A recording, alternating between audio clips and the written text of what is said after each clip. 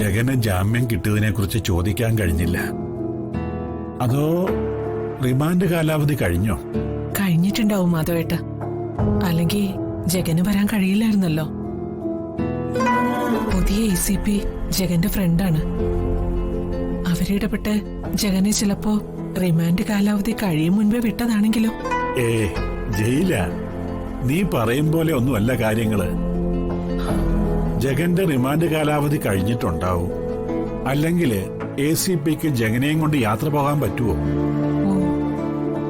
Chandru, ACP അന്വേഷിക്കുന്ന കേസിലെ പ്രതിയെന്ന് സംശയിക്കുന്നയാളാ ജഗൻ.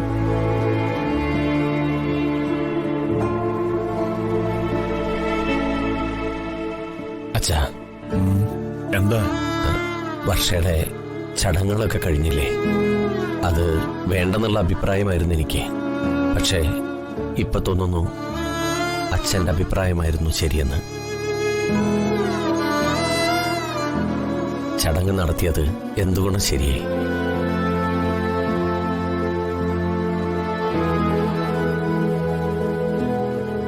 അത് നടത്തിയില്ലായിരുന്നെങ്കിൽ വർഷയുടെ ആത്മാവിനോട് ചെയ്യുന്ന കൊടും ക്രൂരതയായി പോയനെ.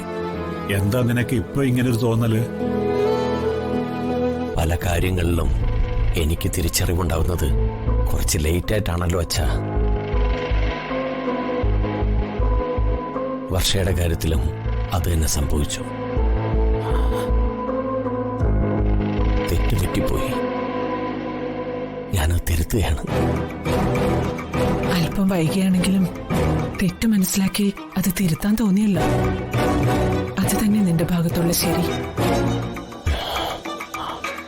വർഷ നിന്റെ പെങ്ങളാണെന്ന് നീ ഓർത്തല്ലോ. അമ്മയ്ക്ക് സമാധാനമായി.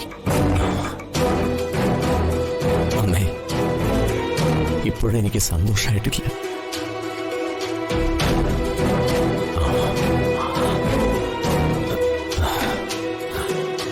അച്ഛാ, ഇതച്ഛൻ്റെ കയ്യിലിരിക്കട്ടെ.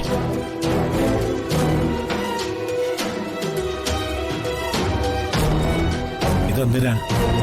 ഈ പണം അച്ഛൻ ഏറ്റുവാങ്ങിയാലേ എനിക്ക് സമാധാനാവൂ. എന്നാൽ എന്റെ മനസ്സിലെ കുറ്റബോധം മാറും. പ്രകാശ, വർഷയുടെ ആത്മാവിന് ശാന്തി കിട്ടാനുള്ള ചടങ്ങിന്റെ ചെലവെല്ലാം വഹിക്കേണ്ടത് ഭർത്താവായ വിക്രമായിരുന്നു. പക്ഷേ അയാളൊന്നും ചെലവാക്കിയില്ല എന്ന് മാത്രമല്ല, ചടങ്ങിനെ എതിർക്കുകയും ചെയ്തു.